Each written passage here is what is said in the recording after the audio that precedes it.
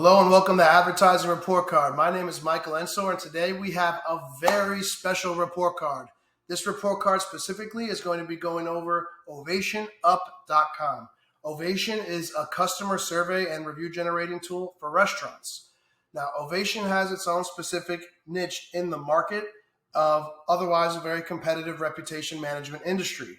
What we're going to be going through on this report card is unique. We're going to be focusing on CRO instead of it being a part of the report. CRO being conversion rate optimization. How can we make sure the people visiting the site convert into leads? Why are people leaving the site? Where are the user experience issues? How can they be fixed? So we're going to dive into that. But before we do, quick overview on how the report card works. We're going to do an initial audit and review of everything that we find, pulling multiple reports and pulling them together into this document that you see here. This video recording you can use with your team to go through, pause, resume, take notes, create action items based off of the findings that we have. This effectively is the blueprint to solving the issues that we found and discussed with Ovation's website in order to greatly improve conversion rates and also get a good lay of the land for your competitors and insights as to things that you can do moving forward to drive more leads.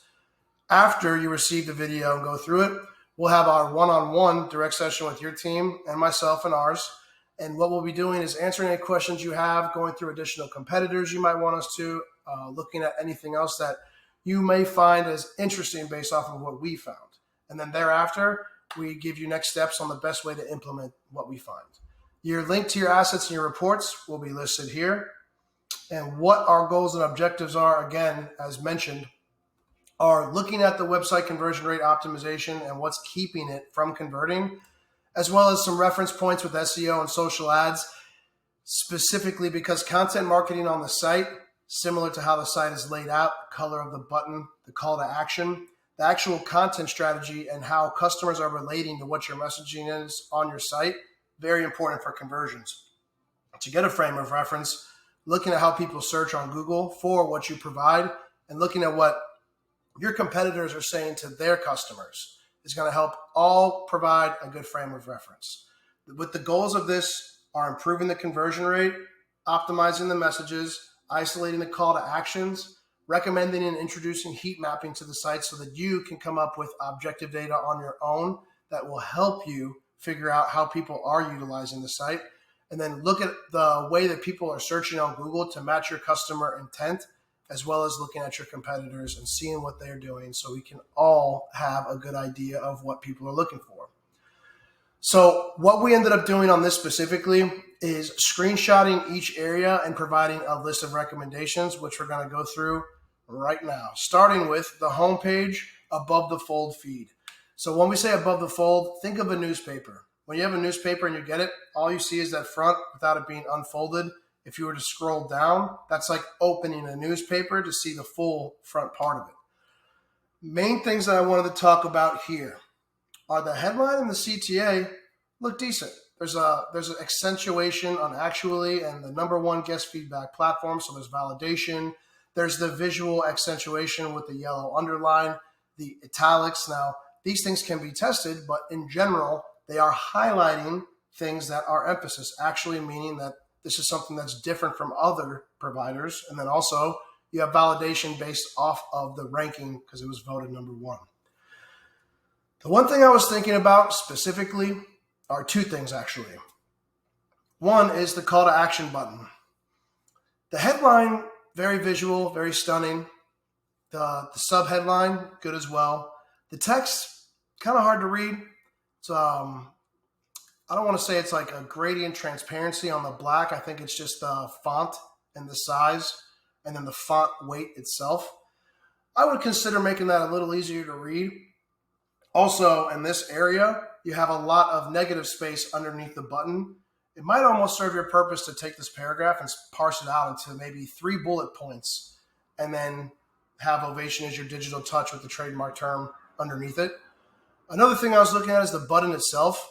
The watch 2-minute demo with the play button insinuates that you're going to be watching a video, which is good, but the button itself sits there smaller in essence than the headline, subheadline, and I think the text on the button is actually smaller than the text in the summary.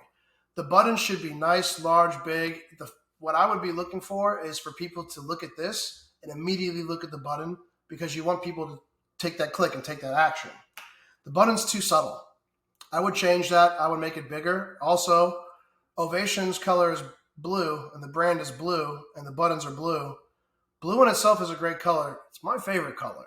But for call to action buttons, if you're going to keep it blue, you have to figure out a way to accentuate it a little bit more. Size by itself matters, but in that instance, size itself isn't going to improve this. I mean, honestly, if you just increase the button, if you wanted to do path of least resistance to the actual modification, it would help. But there's more that you can do there. I wouldn't necessarily do the cliche extra drop shadow, but there are ways to make the button pop out a little bit more with something subtle like a drop shadow, like a border, things of that nature as you increase it. Increasing the text as well on that as far as the size goes. I would have it at least be the same size as the subheadline. And if it is, I got to be honest, the way that the button's designed, it's almost like a visual, like it makes the text look smaller. Another thing too I wanted to mention on the button, and this is something that you can test, and you can use the heat mapping software and then also your landing page and then the next page data in Google Analytics to see what people are clicking. What I was going to recommend is potentially introducing another button here that has a contrary or tertiary color next to this. I think most people are going to go for a 2-minute demo. It's a low commitment. It's instant. It's going to get you introduced to the product fast.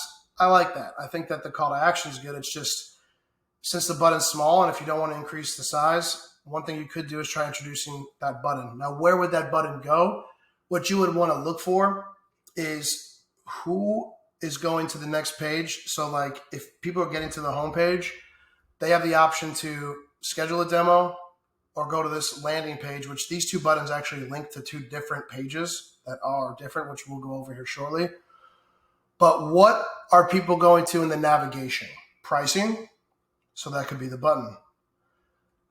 There is no how Ovation works navigation button in the main nav, which is also something worth discussing, because what if somebody doesn't still get what it is that you do and they just want a direct, rudimentary, layman's terms explanation?